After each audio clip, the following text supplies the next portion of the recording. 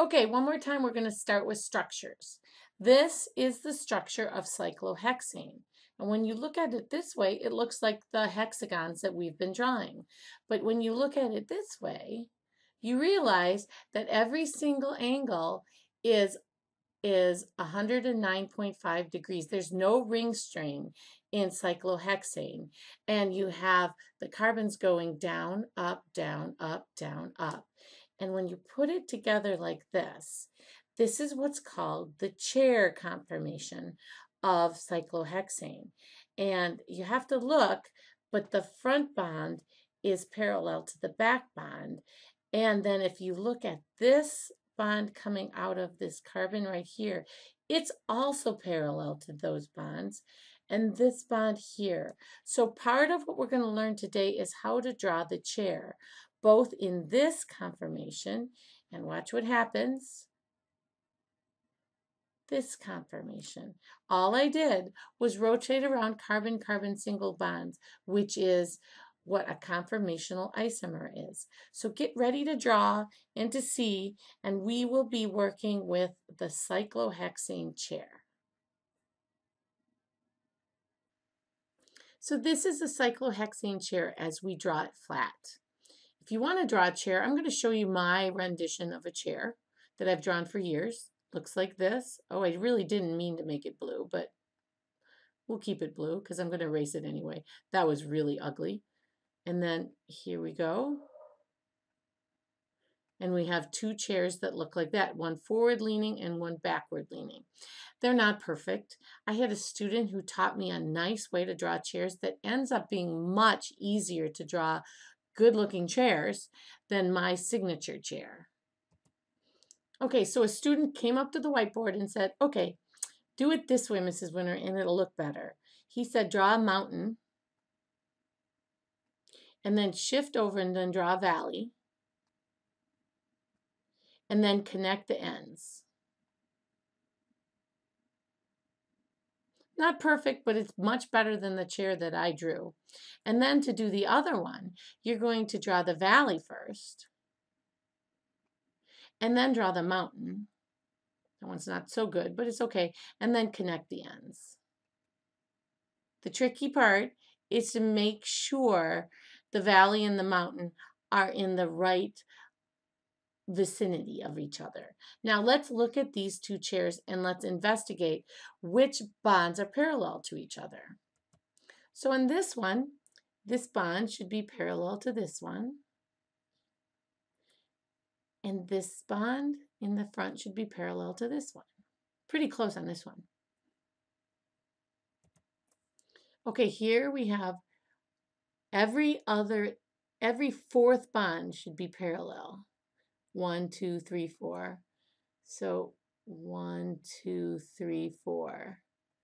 Where the bond 2 carbons away. Those should be parallel. And the last 2 sets should be parallel.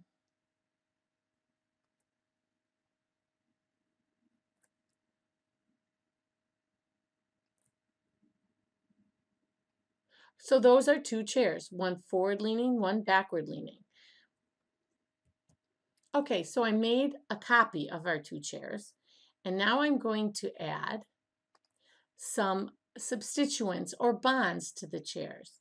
Now, the easiest ones to do, if you look at a chair and you have a vertex pointing up, a mountain, then what you're going to do is you're going to draw a substituent or a bond going straight up on this one, and then straight down on this one, straight up on this one, and down here, up.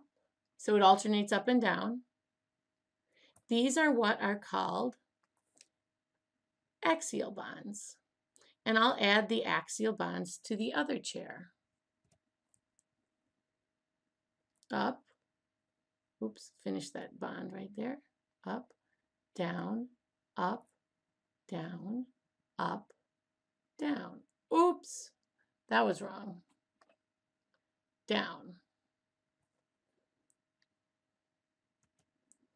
These positions are fairly easy to draw. When we go to these positions, the equatorial ones also alternate up and down, but they don't go straight up and straight down.